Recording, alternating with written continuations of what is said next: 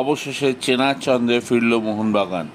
মোহনবাগান বনাম মোহামেডান স্পোর্টিং ম্যাচে আইএসএলে পরিষ্কার ৩-০ গোলে জয়লাভ করল সবুজ মেরুন। যুব ভারতীতে মিনি ডার্বিতে প্রতিপক্ষকে দাঁড়াতেই দেয়নি মলিনার দল। ৩৬ মিনিটের মধ্যে ৩ গোল শুরু করলেন জেমি ম্যাকলারেন, তারপর একটি গোল করলেন শুভাশিস বসু এবং ৩ নম্বর গোলটি গ্রেগ স্টুয়ার্টের। প্রথম ৪৫ মিনিটেই জয় নিশ্চিত করে ফেলল মোহনবাগান।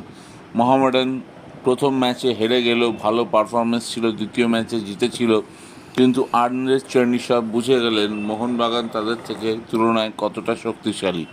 এদিন মোহনবাগানের জার্সিতে অনবদ্য ফুটবল খেলেন গ্রেগ স্টুয়ার্ট, তিনি ছিলেন ম্যাচের রাজা। শুভাশিস বসুও ছিলেন দুর্দান্ত, ডিফেন্সের টম অলব্রেড এবং অ্যালবার্তো ছিলেন প্রাচীরের মতো। এই জয় মোহনবাগানকে